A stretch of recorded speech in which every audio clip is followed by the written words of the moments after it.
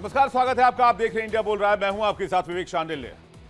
Middle east की सरजमी पर इस वक्त इतिहास की सबसे खतरनाक आहट सुनाई दे रही है।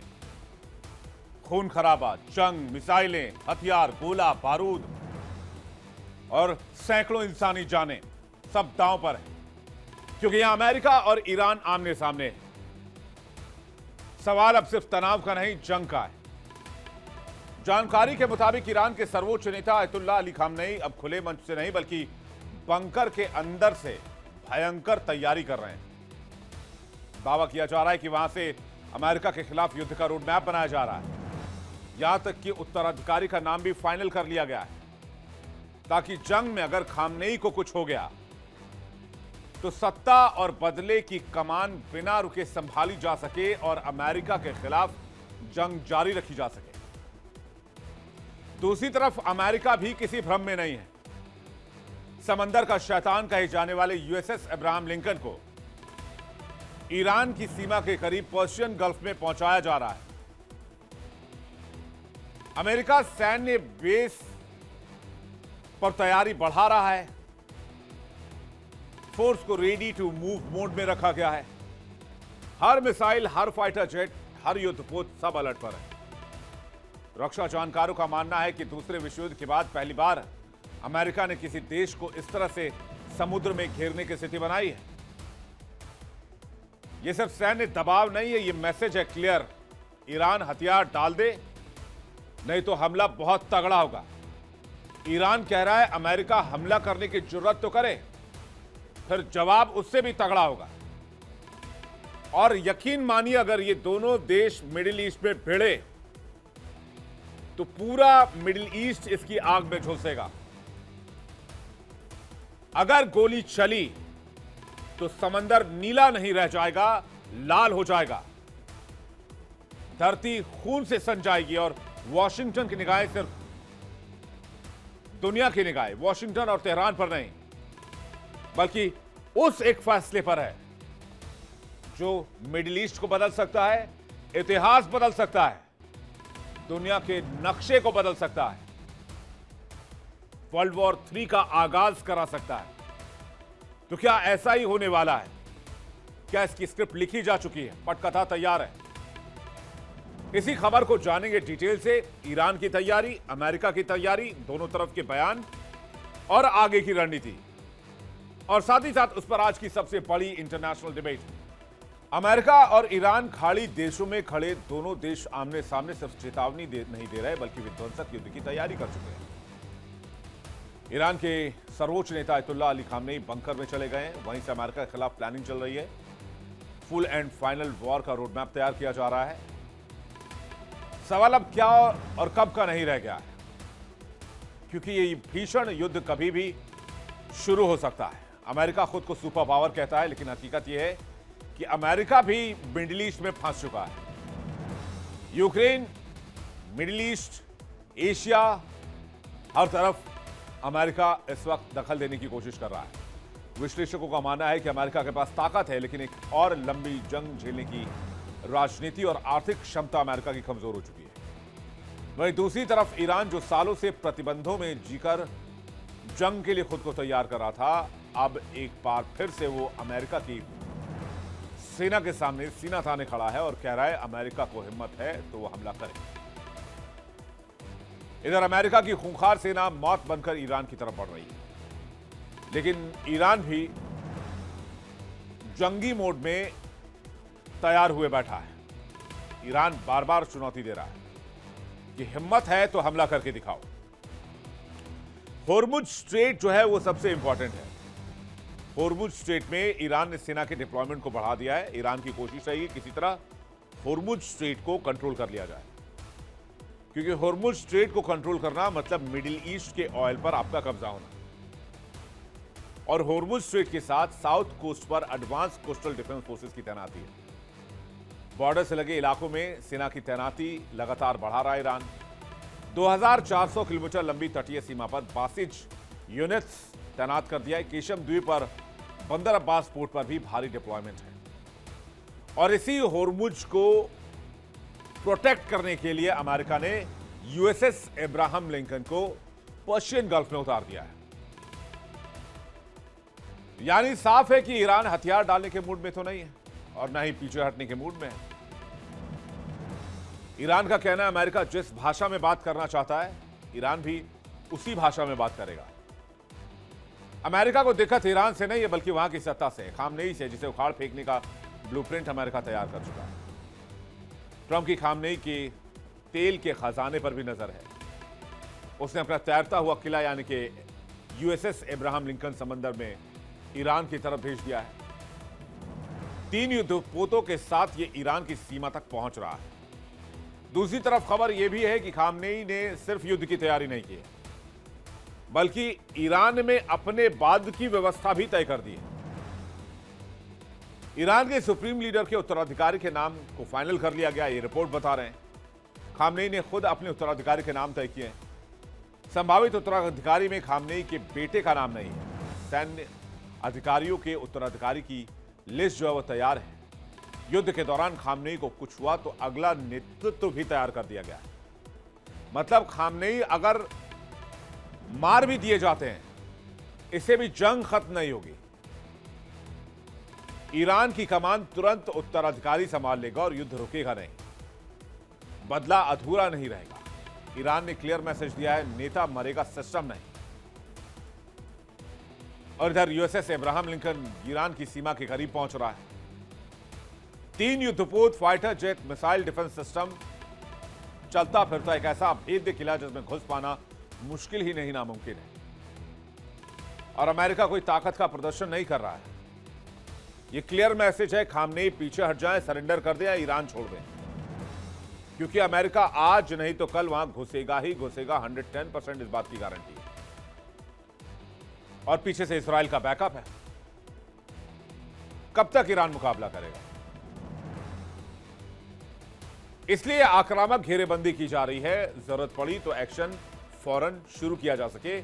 हां, बशर्ते मिडिल ईस्ट में उसके अलाइज को कुछ ना हो, यानी कि अमेरिका के दोस्तों को, और मिडिल ईस्ट का तेल निर्बाध तरीके से पूरी दुनिया में सप्लाई होता रहे।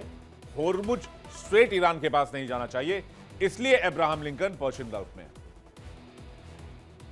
लेकिन सामने ईरान की ताकत भी है। ईरान की ताकत उसकी सेना में नहीं है, ना ही एयरफोर्स में है, ना नेवी में है, आर्मी में है।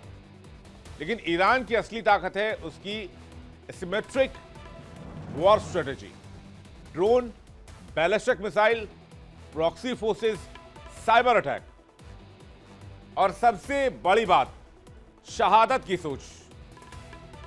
ईरानी सैन्य सिद्धांत में मौत हार नहीं, हथियार है, जिहाद है। अमेरिकी सेना पर ट्रिपल अटैक की तैयारी ईरान ने भी कर ली है। मिडिल ईस्ट में अमेरिकी सेना पर 3 तरफ से हमले की चेतावनी दी जा रही है। ईरान के अलावा इराक और यमन से भी हमले की तैयारी है। यमन से हूती यूएसएस अब्राहम लिंकन पर हमले को तैयार है। इराक से कताइब हिजबुल्ला अमेरिकी बेस पर हमले को तैयार है। रेड सी और होर्मुज स्ट्रेट पे यूएस वॉरशिप पर हमले की तैयारी की जा रही है। आईआरजीसी के साथ ज्वाइंट अटैक का प्लान हूती बना रहे हैं और हिजबुल्ला भी बना रहे हैं। हालात यह है कि मध्य पूर्व में मौजूद अमेरिकी सैन्य अड्डे सीधे ईरान के निशाने पर है। खाड़ी देश इराक, सीरिया, अगर जंग शुरू हुई तो पहला हमला सीधे अमेरिकी बेस पर हो सकता है। यानी लड़ाई सिर्फ ईरान की जमीन पर नहीं, अमेरिका की मौजूदगी पर भी होगी। कहां कहां सैन्य बेस है जहां हमला हो सकता है, आपको वो भी दिखा देते हैं।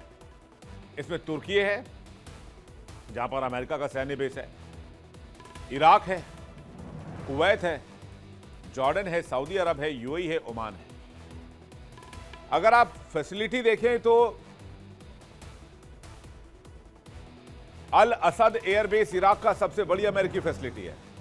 मुवफ्फक साल्ती एयरबेस जॉर्डन में सबसे बड़ी फैसिलिटी है।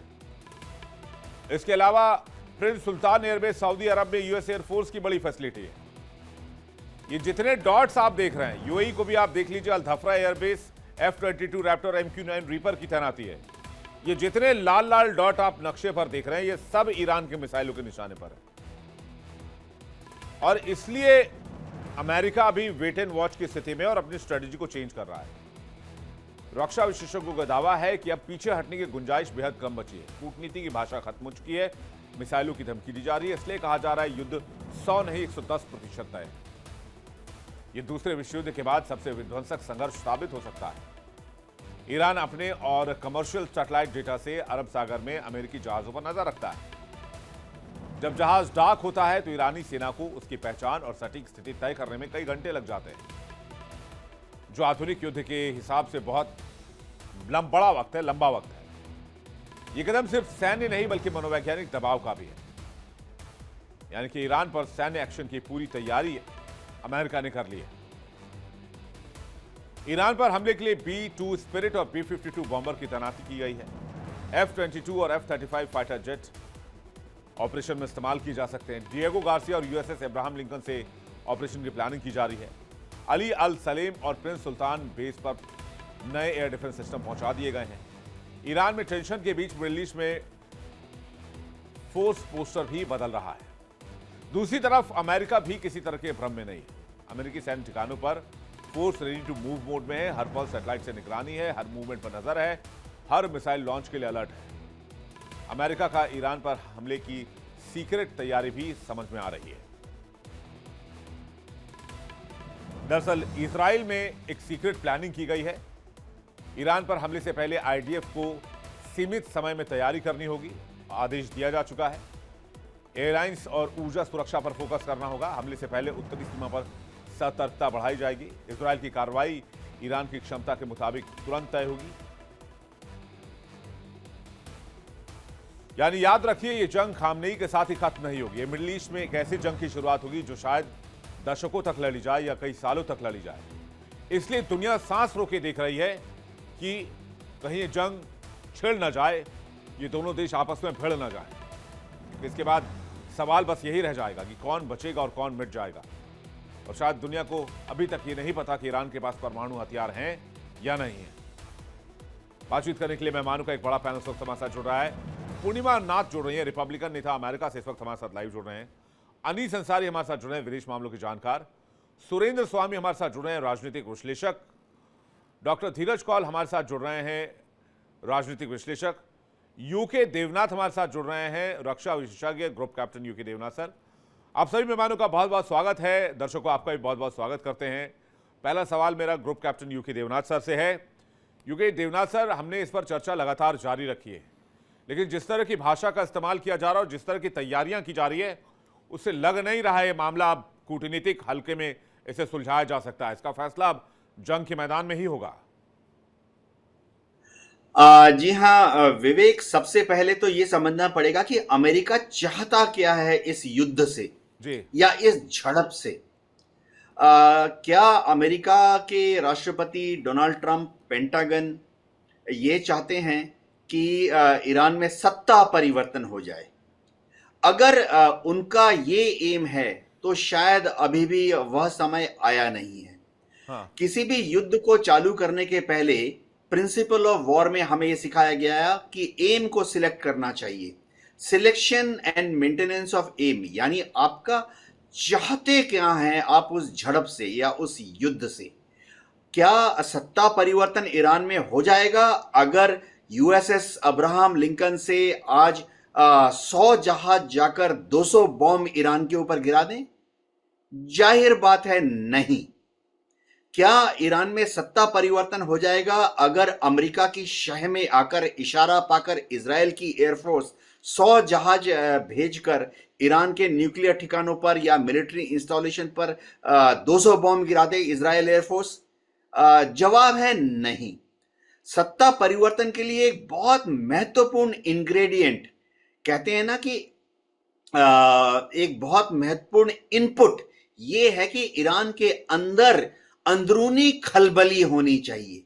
लाखों लोग ईरान के सैकड़ों शहरों में होने चाहिए जो कि सरकारी संपत्ति को आग लगा रहे हों, बसों में आग लगा रहे हों, जो कि पिछली बार जैसे हमने देखा 15 दिन पहले मस्जिदों में आग लगा रहे हों। यानी ईरान के अंदर एक अंदरूनी खलबली, अंदरूनी अराजकता का माहौल होना चाहिए। ये नजर नहीं आ रहा है। तो फिलहाल अगर डोनाल्ड ट्रंप अपनी फौज को हुक्म देते हैं कि ईरान के ऊपर हवाई जहाज से बॉम्ब गिराओ, शायद अमेरिका का selection and maintenance of am confused है। जी, नहीं, लेकिन क्या वो जो प्रोटेस्ट हो रहा था उसको कंट्रोल कर लिया गया? फिर इसका मतलब ये ईरान ने उस प्रोटेस्ट को अब दबा दिया या फिर खत्म कर दिया जो उसके खिलाफ, जो उनकी सत्ता के खिलाफ, सुप्रीम लीडर के खिलाफ था? विवेक देखो, जो मोसाद के एजेंट हैं ईरान के अंदर और जो सीआईए के एजेंट हैं ईरान के अंदर, देखो वहां ईरान के अंदर दो तरह के एजेंट हैं, मोसाद के और सीआईए के। एक तो ऐसे मोसाद के ओरिजिनल एजेंट और सीआईए के ओरिजिनल एजेंट जो कि पेरोल पर हैं और वो ईरानियन नहीं है, लेकिन उनको ईरान के अंदर छोड़ा गया है। लेकिन ज्यादातर जो मोसाद के एजेंट हैं और सीआईए के एजेंट हैं ईरान के अंदर काम करने वाले, वो ईरान के ही नागरिक हैं जो कि आयतुल्लाह खमेनी की सरकार से परेशान हैं, जो कि 1979 के पहले शाह ऑफ ईरान के सपोर्टर थे।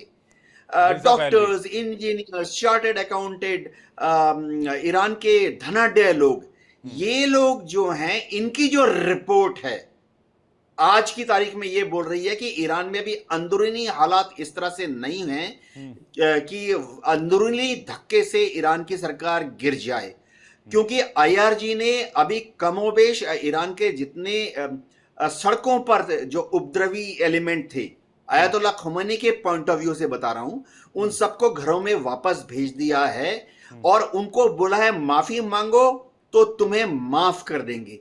देखिए, करीबन 4000 उपद्रवी तत्वों ने, जो प्रदर्शनकारियों ने माफी मांग ली है और ईरान की सरकार ने बोला है कि ठीक है, हम तुम्हें माफ कर देते हैं।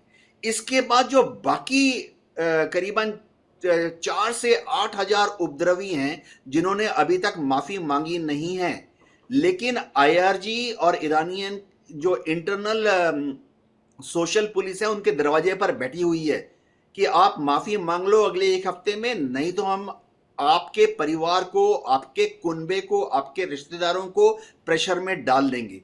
तो अभी अंदर से कोई खलबली ईरान में नहीं है। ये सीआईए और मोसाद और नेतन्याहू की पर्सनल रिपोर्ट है डोनाल्ड ट्रंप के पास। जी जी, अंसारी साहब, आपको क्या लगता है?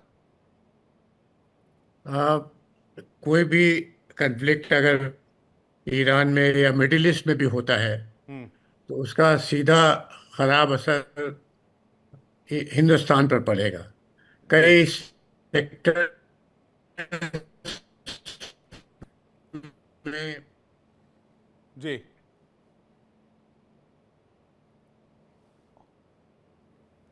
जी, अनीश जी, आपकी आवाज नहीं आ रही, मैं आपको दोबारा कनेक्ट करूंगा। मैं जरा सुरेंद्र स्वामी जी से जानूं कि वो कैसे देख रहे हैं इस पूरे मैटर को। सुरेंद्र स्वामी जी, क्या आपको लगता है अमेरिका अटैक करेगा? अमेरिका अटैक तो करेगा, लेकिन वो बहुत ही लिमिटेड ऑपरेशन होगा। और मेरा ये मानना है कि देखिए, तैयारी तो किसी भी युद्ध के लिए पूरी की जाती है। आप ये मान के नहीं चलते कि हम लिमिटेड अटैक करेंगे तो उतनी ही तैयारी करें। तो अमेरिका की जो तैयारी हो रही है चारों तरफ से, वो इस बात को ध्यान में रख के हो रही है कि अगर युद्ध फुल फ्लेजेड होता है तो हम उस समय पूरी तरह से उसके लिए तैयार हों। अब मैं थोड़ा सा, मेरा इसमें हल्का सा डिफरेंस ये है कि ईरान के अंदर असंतोष है, लेकिन उसको अभी दबा दिया गया है। वहां पे काफी लोग मारे जा चुके हैं, 40,000 से ऊपर अरेस्टेड लोग बताए जा रहे हैं, उनके खिलाफ बड़े सख्त एक्शन हो रहे हैं। तो पब्लिक होती है ना, थोड़ी सहम जाती है। लेकिन जैसे ही पब्लिक को ये आभास होगा कि अब खamenei की स्थिति खराब हो रही है, या उसको पिक कर लिया गया है या मार दिया गया है, तो निश्चित रूप से जो असंतोष दबा हुआ है वो पूरी तेजी के साथ वापस उभर कर आएगा। इसमें मुझे कोई संदेह नहीं लगता है। अब ये कब लड़ाई होगी, देखिए, अमेरिका के, जैसे देवनाथ जी ने कहा, टारगेट बहुत क्लियर है। पहली बात, वो इजराइल को सिक्योर करना चाहता है। दूसरा, वो अपने अलाइज को मिडिल ईस्ट में सिक्योर करना चाहता है। तीसरा, वो ईरान के ऑयल के जो कुएं हैं, जो उनकी तेल और गैस है, उस पर वो अपने हिसाब से रिजीम बिठाना चाहता है जी। अब इजराइल के लिए आधा काम तो गाजा में उसने कर ही दिया। हाँ, मैं सारे मुस्लिम कंट्रीज को पीस बोर्ड पे बिठा लिया है और हमास के खिलाफ सब काम करेंगे अब। अब रह गया हिजबुल्ला और ईरान और इनके जो टेररिस्ट ऑर्गेनाइजेशंस हैं यमन में और इराक में, वो इतना सा इनके पास बचा है। तो अगर युद्ध होता है तो फिर तो इनका कोई अलाई बचेगा नहीं, फिर तो फुल फ्लेजेड वार हो जाएगा। हाँ, तो इसलिए वो फुल फ्लेजेड वार पे अमेरिका नहीं जाना चाहता। लेकिन वो क्या करे, प्रेशर टैक्टिक्स कर रहा है। प्रेशर क्या है कि आज ही आईआरजी का हो रहा है कि ईयू में वो आईआरजी को टेररिस्ट ग्रुप डिक्लेयर कर देंगे। अगर ये करते हैं तो उनके सारे एसेट सीज हो जाएंगे, फ्रीज हो जाएंगे, उनके जितने लोग हैं उन सबको वो फिर अपने कब्जे में ले लेंगे, तो एक तरह का ही सैंक्शन होगा। तो अब उसमें बहुत ही प्रिसाइज ये ऑपरेशन करना है। प्रिसाइज ऑपरेशन जब होगा जब उनको एग्जैक्ट लोकेशन खमेनी की, आयतुल्लाह खमेनी की मिल जाएगी और उनको ये हो जाएगा कि हाँ अब ये इस ऑपरेशन को अंजाम दे सकते हैं। जैसे इन्होंने मतलब लोकेशन वेनेजुएला में अभी किया। अभी खामनेई की एग्जैक्ट लोकेशन अमेरिका के पास नहीं है। नहीं नहीं नहीं है, अगर होती, हाँ, तो घुस चुके होते। देखिए एक दो काम है, एक उनको एग्जैक्ट लोकेशन निकालना और हाँ, दूसरा उस पे ऑपरेशन को फिक्स करना। दोनों चीजें होनी चाहिए ना। मान लो आपको मालूम भी पड़ गया लेकिन आप पहुंच के वहां से नहीं निकाल सकते तो वो भी बेकार है। जैसे वेनेजुएला में ऐसा नहीं है कि वो उसी दिन हुआ था, वो बहुत 1 महीने 3 महीने से तैयारी चल रही थी। बिल्कुल सही बात है। उसके जितने भी छिपने के स्थान थे, रात को सोने के स्थान थे, किस डेट में कहाँ मूव करता था, वो सब जब उन्होंने पूरी जानकारी ली। तीसरी बात यह है कि अगर वो तो रिलीजियस लीडर है आयतुल्लाह खमेनी, अगर वो अपनी जगह फोर्सेस के किसी को उत्तराधिकारी बनाते हैं तो उनके तो प्रेसिडेंट हैं, सब हैं, तो वो कोई पर्पस नहीं सर्व करेगा।